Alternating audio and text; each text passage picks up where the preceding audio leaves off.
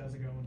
Good. When you first got to meet Jerry, like, obviously the personality stands out for us when he comes and does an interview. Do you remember the first time you met him when he came on a visit? Wait, I'm sorry, who? For Jerry. Oh, For Jerry, yeah. Jerry now, Yeah. is it officially Jerry? Yes, Jerry. Yeah, it's officially Jerry. Yeah. So when you first met him on his visit when he came in, or I guess the first time you talked to him, like what stood out to you about the personality? Just his energy, his love for football. When he came on this visit, only thing he wanted to do was talk football.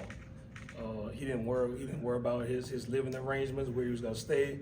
He knew he wanted to lock into this year, and he's been such a pleasant addition to our room, man. He brings that fire. He's the leader of the secondary. He's only been there, a couple of months. The guys love him. They feed off his energy, and he's a playmaker. He's a playmaker. He studies the game. He's cerebral. Just a tremendous guy, man, and I'm glad we have him.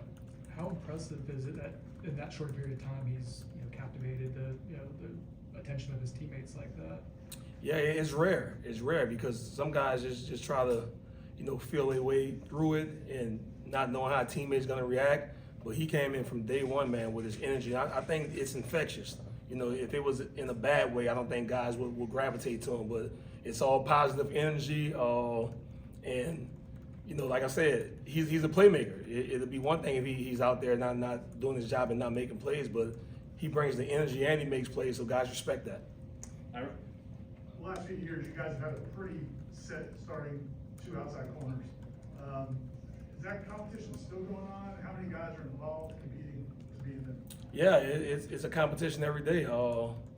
The ebbs and flows of this game, man. You know how it go. One day you're up, one day you're down. So we're gonna go with the most consistent guy.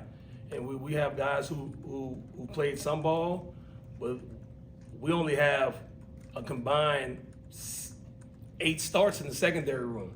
So it's an opportunity for guys. And we halfway through camp, some jobs are still open, and we got guys bailing. I think Jerry a guy who's been the most consistent. But we have guys like Jabril Rawls, Quindarius Jones, Shamar, who's been doing a hell of a job for a freshman. He's been making plays, man, and he's really maturing, and he may find himself, in the lineup. But it's still a work in progress. Also got Charles Lester and Kai Bates. So I think we have some depth at that position. Guys just got to keep working and keep improving every day. Chris? You brought up a couple of the second-year guys, Lester, for example. What have those guys done to take a leap, and what do they have to do to set themselves apart? Yeah, just be more consistent.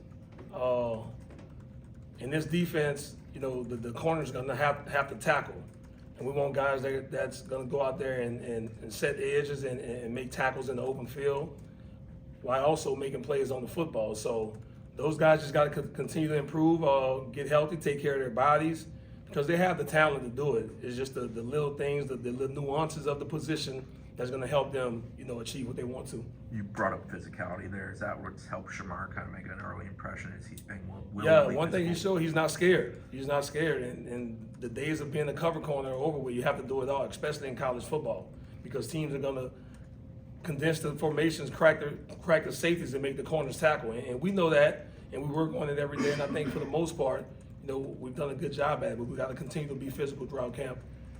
Brendan?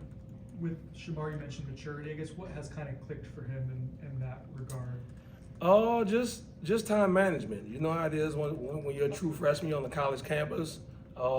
He came in January. School was in, so he got caught up in the hoopla of college, college life as an 18-year-old. But as time is going on, he's kind of settled down.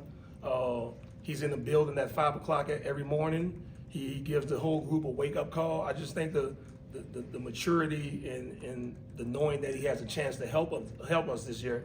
He's ultra talented, and like you say, he's physical, and he brings the edge to the defense as well. So it's going to be good to see his growth within his defense. Yep. You mentioned how the guys have to tackle more in Tony's system, and just how have you had to kind of change your coaching approach, and how have you guys seen the guys adapt to his system? Yeah, just coming from the previous system with Adam Fuller, we were 85% press man. I think in Coach White's system, it gives us the freedom to see ball, get ball. Play off coverage,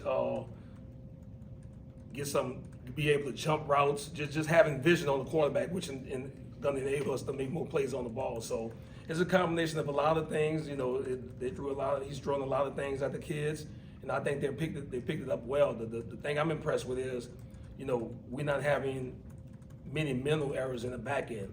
You know how it is, the D-line, you know, going the wrong gap. It's a 10-yard game.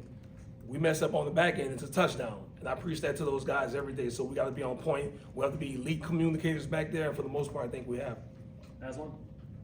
Shaheem Brown, where is he at right now in camp for you guys and your plans that you have for him? Shy's in the mix. We know that Shy is a guy who's played a lot of football in his career, and he has to continue to get better. You know, even though he's a senior, he knows there's some young guys that's in there who's been doing a good job. So it's still a competition. It's still a competition. I don't think any jobs have been won yet, and I think that's how you got to look at it, especially in Shy's position. Just got to keep pushing and getting better every day.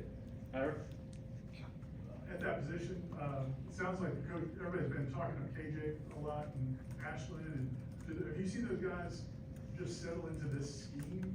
Do they seem comfortable with this scheme? I think so, and you know, they have versatility. I think they can play all three positions, all three safety positions, and you know, they're competing against each other. You know, we want to go into the season knowing that we have at least 10 to 12 guys that we can trust to put in the game in any given situation. I think guys are letting us develop that trust in them by going out there and playing.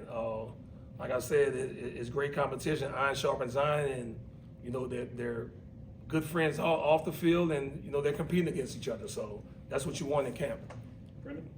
You touched on Coach White's scheme a little bit. I'm curious for you, like during your playing days or any other prior coaching stops, have you ever been in a scheme that's quite presents that uniquely with the three high safeties or anything close to it? Yeah, well, this is the first time I've been in that scheme. Obviously, you know, with 5 DBs, 4-2-5, so you can call it the free safety, you can call it the nickel, what have you, but you know, for most of my career, I've played with 5 DBs on the field at all times. So Coach White's defense is a little bit different because those guys can come from anywhere, and the way we exchange motions and everything is pretty unique. You know, when I was here the last couple of years, we ran with all the motions, but now we can exchange motions because those guys are pretty much interchangeable. So I think it's good, man. He does a tremendous job of mixing up the fronts along with the coverages, and it's going to give guys an opportunity to make a lot of plays in this defense.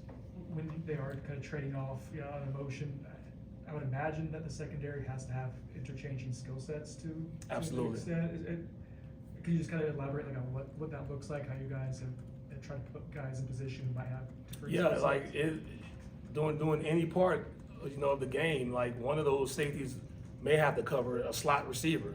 So like you said, one of those safeties might have to come take on the pulling guard. So like you said, they have to be interchangeable back there, even though they have set positions. With any movement within the offense, guys' roles could change within the defense. Bob? Coach, with Shamar, do you still look at him at times as a freshman? And I guess is spring camp 2 scrimmages enough to say you have confidence in a freshman to put him out there with Alabama, with knowing that's the opponent game? Oh, trust me, he's still a freshman. He still makes knucklehead plays. He still does knucklehead things off the field, but he's gotten a whole lot better. And you know, the talent is the talent. You know, I just got to have trust in him that he can go out there and execute each and every play. And that's what I try to preach to him. Just the attention to detail it takes to play that position each and every play. And I think as camp is going on, man, he's really, you know, taking heed to that, and he's been doing a hell of a job for us. And you know, who knows? He may find himself out there on August 30th. I have trust in him. I think the coaching staff has trust in him, but he has to continue to improve. He has to continue to work and cut out the little mistakes that he's making. Chris? How have the other freshman DBs, Max Zay, Antonio Camari Jr., how have they handled since they've gotten here in their respective fields? They've been good. You know, they just got here in June, so they're still trying to learn the ropes. I know AJ, he had an injury what kept him out a couple of days, but he's a cerebral football player, man. He's smart. He reads routes. He's always in the right position. You know, he takes meetings serious. The same way with Zay, a bigger guy who's playing the cornerback position is more nuance to that position for him, and just getting used to the speed of college football. But for the most part, man, those guys have been a pleasure to coach. They haven't been a problem, any problems off the field, and I'm excited to see what the future holds for them. Ira? I can't remember if he was able to do much in the spring or not, but Jamari Howard, how's he coming back from his injury and how's he responding? Yeah, he came back. He did a little bit in the spring, you know, coming off the ACL. He was fully healthy for fall camp, and he was coming on, but got hurt in Jacksonville, so he's been out for the last couple of days. So hopefully we get him back. I think we dodged the bullet because it looked pretty bad on film, but I think he'll be back, you know, next week. Get him back in the mix and just continue his development. Anything else for Coach? That was the last one. I understand there's all jobs are up and open right now. Has Jabril kind of maybe been in the mix as one of the guys that you think you'll rely on at cornerback? Absolutely. I think Jabril, he had a hell of a spring. Started off fall camp kind of rusty. Got banged up a little bit, and you know I always implore him to take care of his body. You know, but he's a playmaker, man. He's ultra athletic, and it's another thing with him just being in a new system, just getting him to understand the nuance of the defense. I think as time goes on, man, he's gonna be a guy that we're gonna rely on to make plays for us, and he has the ability to do that. Awesome. Thanks, Coach.